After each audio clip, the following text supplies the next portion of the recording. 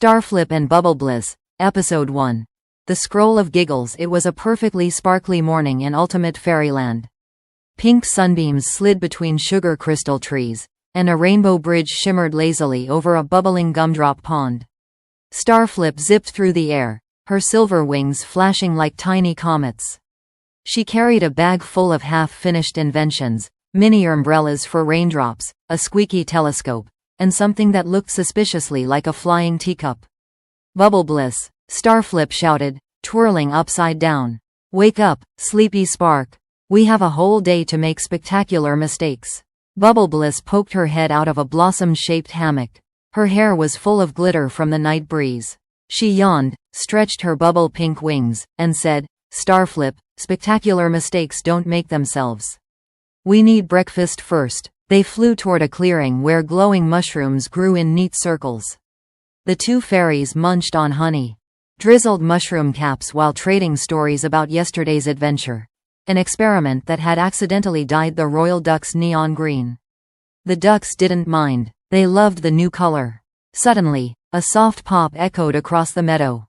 A roll of golden paper appeared midair, spinning like a ballerina before landing right between them.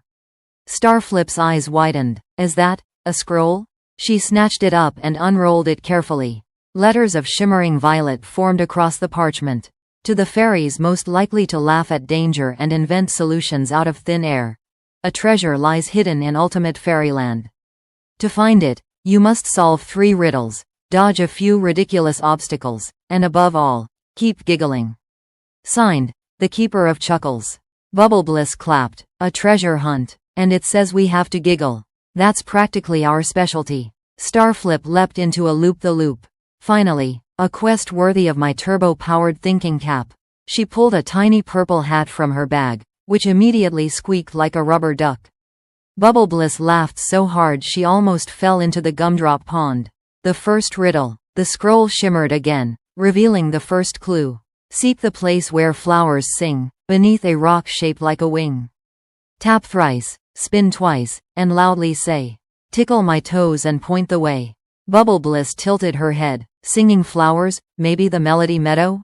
"Of course," Starflip exclaimed. "Let's turbo zoom." She strapped the squeaky telescope over her shoulder, jumped onto the flying teacup, and beckoned Bubblebliss. Moments later, they sailed above crystal woods and cotton candy clouds. Birds shaped like tiny trumpets played cheerful tunes as they passed. When they reached Melody Meadow, the air smelled like fresh cupcakes. Dozens of flowers hummed soft notes, swaying to an invisible rhythm. Starflip searched for a rock shaped like a wing. She tried to examine every pebble. Some looked like frogs, others like jellybeans, but none resembled a wing. Bubblebliss floated higher, scanning carefully. "There," she pointed. A pale stone, curved like a feather, peeked from under singing daisies. They landed. Starflip tapped it thrice, spun twice, and shouted the silly phrase. The ground trembled, and a hidden door sprang open. Inside glittered a staircase spiraling downward. "The Giggle Tunnel. Down we go," Starflip declared, already halfway inside. Bubblebliss followed cautiously. The tunnel walls were lined with ticklish feathers. Each brush made a hee-hee sound, as if the tunnel itself were laughing. Soon the fairies couldn't stop giggling. Their laughter echoed until the whole staircase seemed alive with mirth. At the bottom, they found a room with bouncing bubbles. Each bubble carried a small note. Starflip popped one, releasing another riddle. "To pass this hall, make bubbles tall. Stack them high, but let none fall." Bubblebliss grinned. "That's easy for me." She blew a gentle breath. Shimmering bubbles rose and hovered obediently. Starflip, however, blew too hard.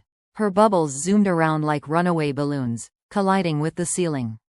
"Oops," Starflip chuckled. "Maybe I should stick to engineering." Together they built a tower of bubbles, steady as jelly. When the final bubble touched the ceiling, a rainbow door appeared.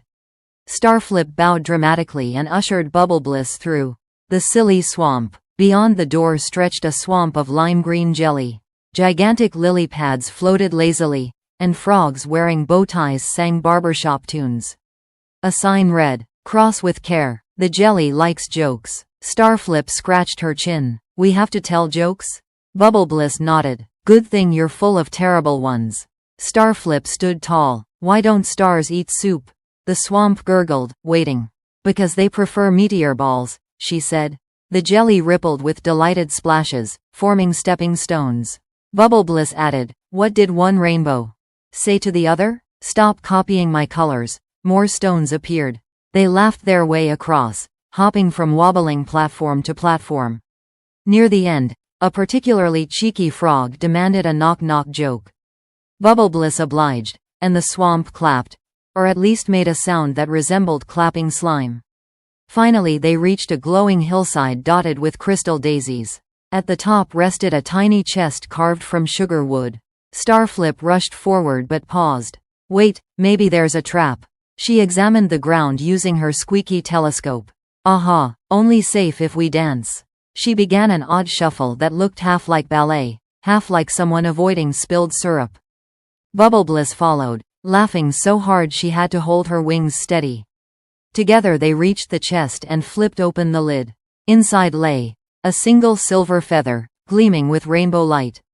A note beneath it read, "Congratulations, brave gigglers. This feather is piece one of the treasure of Chuckles. But beware. The next clue hides where moonbeams bounce and hiccups sing. Return home and prepare for Chapter 2. Starflip's eyes sparkled. Piece 1. That means there are more. And moonbeams bouncing? Hiccups singing? This is going to be epic. Bubblebliss carefully tucked the feather into a bubble pocket. We'll need snacks before we chase moonbeams. Adventures are hungry work. They soared back toward their cottage, the setting sun painting cotton candy clouds with gold. As they neared, they noticed something unusual. Tiny glowing footprints leading from their door into the forest. Starflip gasped. Someone, or something, has been inside while we were out.